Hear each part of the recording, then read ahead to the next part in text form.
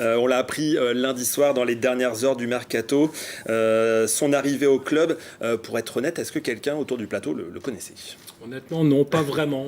Son nom circulait quand même, on voyait des images sur Internet de buts qu'il avait pu marquer, mais on savait qu'il était algérien en sélection, mais en France, on le connaît assez peu, malgré un passage à Angers il y a quelques saisons, je crois. Effectivement, hein, le joueur, par contre, est adulé en Algérie.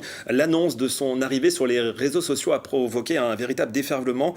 Le compte Facebook du Stade Brestois est passé, tenez-vous bien, de 140 000 followers à près d'1 million en l'espace de 4 jours. Les Algériens lui vouent un véritable culte. C'est incroyable, c'est une star planétaire pour eux en tout cas. Et c'est vrai que quand tu vois l'engouement qu'il y a derrière, c'est incroyable, quoi. Vraiment, tout le monde te dit, t'as vu les followers qui ont explosé, c'est génial, quoi. Donc voilà, ça va être bien pour Brest, ça va faire vivre Brest. Puis les Algériens vont mettre un point sur la carte et puis on verra bien.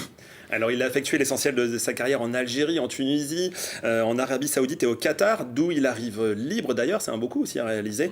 Il est parti du Qatar Sport Club au mois de décembre, à son palmarès notamment 2 Ligues des Champions de la CAF et une Coupe d'Afrique des Nations en 2019. Et puis on l'a vu là, son but inscrit avec l'Algérie, c'était lors de la Coupe arabe de la FIFA.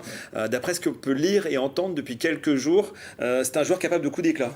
Ouais, c'est peut-être un profil qui manquait au Stade Brestois pour dynamiser ou dynamiter un petit peu l'attaque là, qui était un petit peu moins bien ces dernières semaines.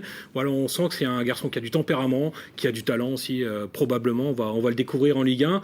Et alors, ça peut être un très bon coup parce qu'il arrive libre, hein, mais surtout, il va aussi booster la concurrence, peut-être en attaque pour la deuxième partie de saison. Il y a d'autres joueurs qui pourraient profiter de l'effet Belaïli, entre guillemets, pour se montrer, pour valoriser la deuxième partie de saison du Stade Brestois.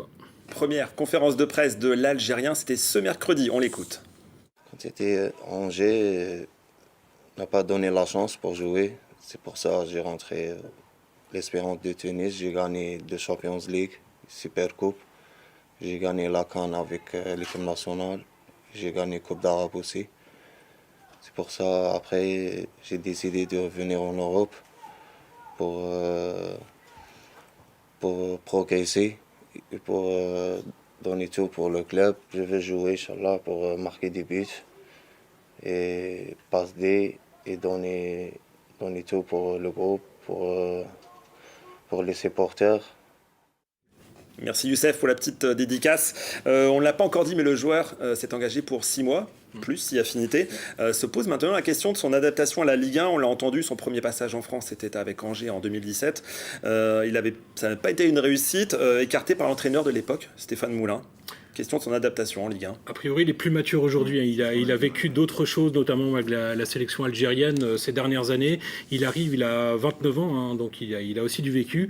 Et justement, il est revanchard. On sent qu'il a envie de bien faire et que c'est le moment pour lui de montrer en France de quoi il est capable. Avec tous les gens qui le suivent, on sait qu'en France, il y a beaucoup aussi d'Algériens qui suivent le championnat de France et les joueurs algériens, avec Haris Belkebla également, qui est au Stade Brestois. Donc voilà, ça peut être une sensation, hein, vraiment, pour cette deuxième partie de saison. L'avenir nous le dira. Jérémy, de ce que vous avez vu aux premiers entraînements, que diriez-vous du joueur? Ça se voit que c'est un très bon joueur. C'est un joueur percutant, capable de délivrer des bonnes passes, très technique. Donc à voir pour la suite, mais ça annonce de bonne augure. On scrutera avec attention les performances de l'Algérien dans les semaines à venir.